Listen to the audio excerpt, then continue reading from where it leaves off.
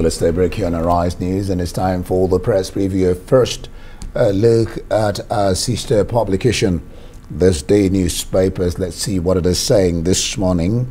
With more than 30 billion naira from sale of forms, APC gets firepower for the 2023 elections with just a rider. Funds may put party in vantage position against the opposition. You see the picture of Guterres and Buhari there, who released some funds, 351 million for humanitarian aid. All right, at the top mast there, FG with Lekki Port, Nigeria to rest lost cargoes from neighbors, targets over $201 billion in taxes and duties as project set to create 169,000 plus jobs. That's interesting. That's for This Day newspapers. And the Punch newspaper, its leading headline on the front page: multiple candidates threaten Southern presidency. Leaders won 24 aspirants. And the leading photo there, members of the Concerned Nigeria Citizens during a protest yesterday tagged "Power must shift to the South" as they headed to the APC secretariat. Above the nameplate of the Punch this morning, Buhari receives Guterres, says terrorism threats to global peace. All right, let's look at the Guardian. Guardian says suspense as APC orders aspirants to sign withdrawal letter. It has about 3 riders. Filling the form is optional, says Omishore, the secretary. Fayemi Bagudu, Babio, Shomole swell APC presidential aspirants. The former governor of Ogun State will be declaring today, Amosu. Tinubu, the more the merrier. Long list of aspirants, good for democracy. Then you look just beside the picture there. Buhari holds closed-door meeting with Tinubu. NCC licenses MTN Mafab for 5G, gives August rollout date. And thousands of women, just at the bottom there, 2023, thousands of women storm Akure streets in mega rally for the governor of Kogi State, Yahaya Bello. The Nation's newspaper, leading with this story, says Tinubu, many presidential aspirants, good for democracy. In the leading photo, there's a crowd of supporters at the declaration of the Niger Delta Affairs Minister Godswill Akpabio yesterday in Ikotekpene, Akwa Ibom State. There was some rally yesterday by the Minister of Niger Delta. All right, let's go international now. We'll have the I-paper. Vote, the I-paper, that's it. Vote for Ras, not the Prime Minister. Local Tories election plea, they're pleading with the electorate to vote for the party, not for the Prime Minister. And the Daily Express says shackles off, PM to rid Britain of EU red tape. And above that it says horror of Mariupol, death toll revealed. That's in page 9. All right, before I go to the next foreign paper, another mad ending there in the I-paper. Real Madrid back from brink to sink wasteful City. That was some match, 3-1 scored in under how many minutes? Okay, let's look at the Times newspaper. The Times newspaper, yeah, that's it. It says we can cope with rising inflation, insists the Prime Minister Boris Johnson. And the Guardian UK, Tory candidates distance themselves from Johnson. And just beside that, mercenaries from Russia linked to Mali killings. And just below that, Maradona's 1986 Hand of God shirt sold for £7.1 million. I can't forget that goal during that World Cup match that Peter Shilton screamed it was a handball. Maradona said it's a hand of God. All right, let's call him. Get in Emmanuel Bello. Emmanuel, glad to have you join us this morning. Maybe we'll get to talk some sports. It was crazy yesterday, really, when Real Madrid did it again. They did it to Chelsea. But let's start with this day. With over 30 billion naira from sale of forms, APC gets firepower for the 2023 elections. Funds may put the party at vantage position against the opposition. How will this be?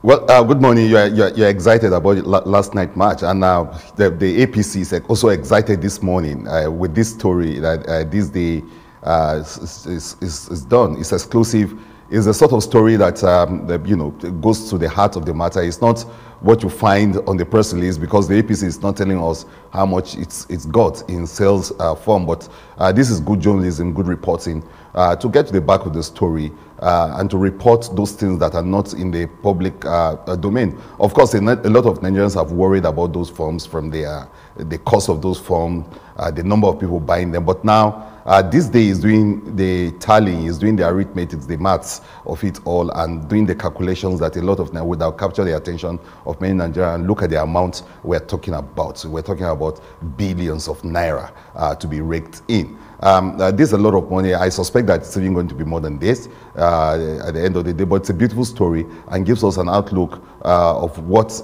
is happening, the monetary, the finances, the economy of this whole thing. Is the sort of things that, yes, a paper should wade into and look at it, and to see how money and lots of it play very central role in this kind of elections. In the past, people have worried about the role of money, how much is it. APC seem to have brought that to the front burner with that 100 million naira worth of form that everybody has been talking about. And there's been all sorts of stories around it.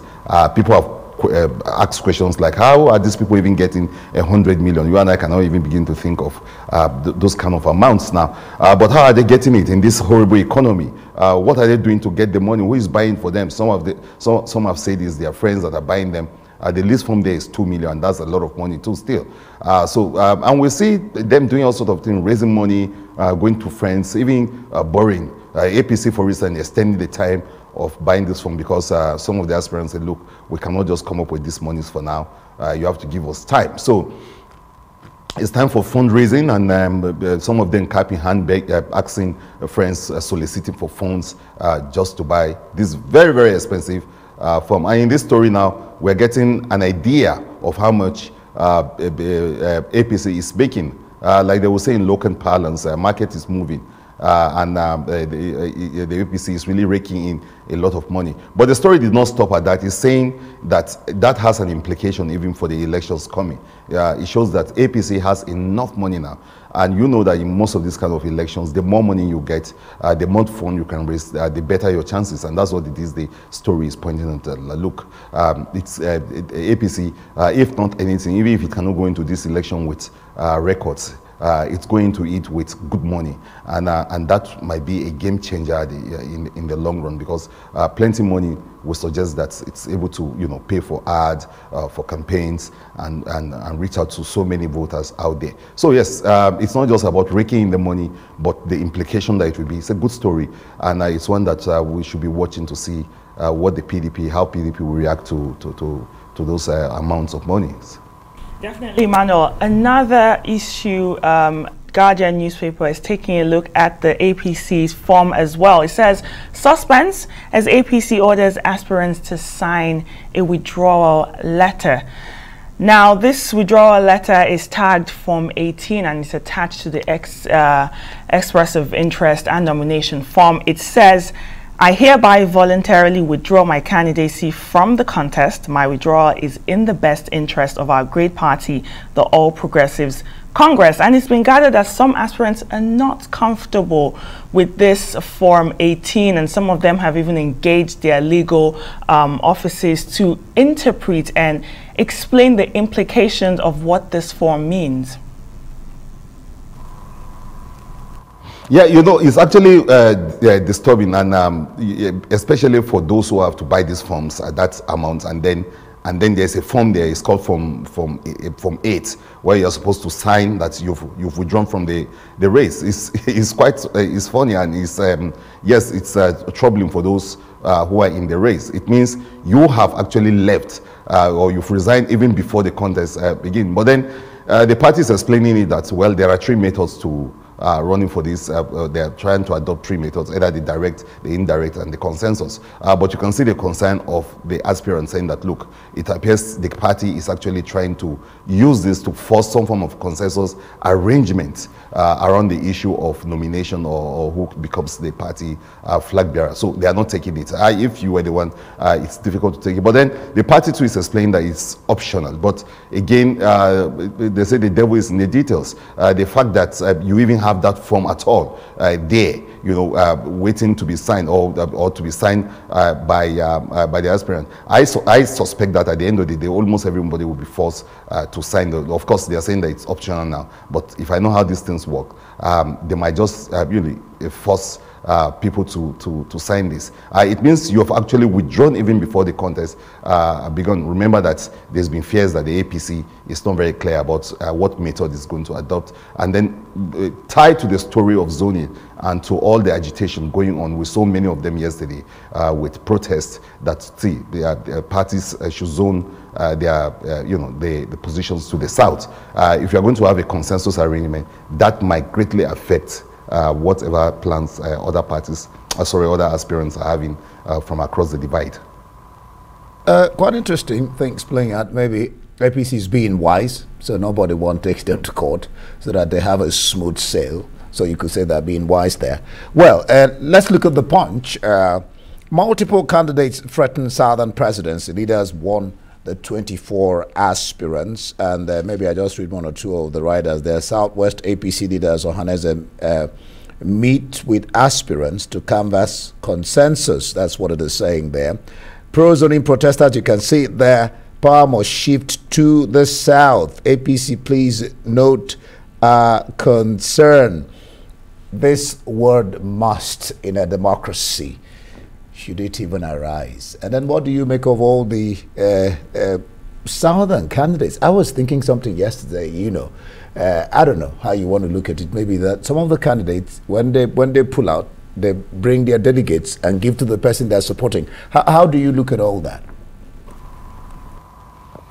Well, you see, what you are saying is a repeat of what's happened in the past, especially with the crisis of zoning and all of that. You remember when we used to have the agitation of third term, when there was a strong cries in the polity that, look, nobody should consider a third term for President Obasanjo. We are seeing almost a repeat of that, but this time around on the issue, very contentious issue of zoning. And yes, you're right, the use of the word must is such a strong word, but it's there. And if you listen to some of the agitation, you will find out that, look, it's a serious rallying cry. Nobody is thinking of power remaining in the north.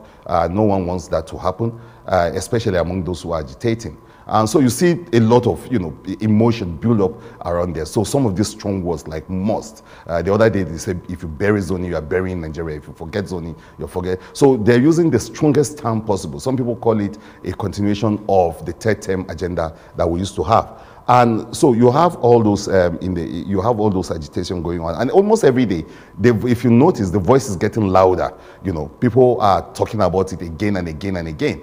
And I see that continuing. Apart from southern, candidates, you have situations where even some of their friends in the middle belt, Pandef, the south, saying that, look, power should shift, and actually to shift to the southeast. That seems to be the cry out there. Yesterday we saw some women also saying that no, they don't care about zoning. So no matter how you look at it, it's a contentious issue, and a lot of people are weighing on it on both sides. And so you should expect more strong words. And if you're going to hear words like must, like if you bury zoning, you are burying Nigeria. If you don't go to zoning, you will not have a democracy.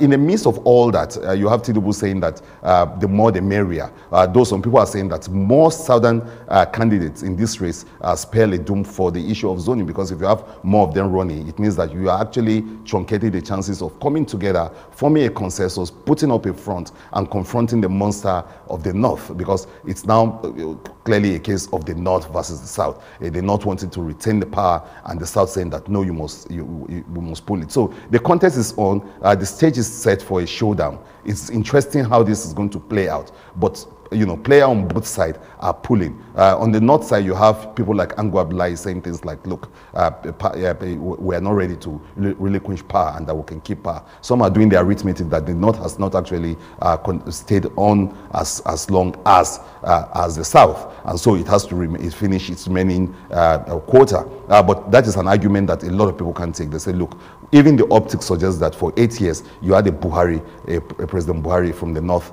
who was president. It's only common sense. It's only right. It's only fair. It's what is just to allow power to shift to the south. And so that agitation is built on those facts, the facts of our history.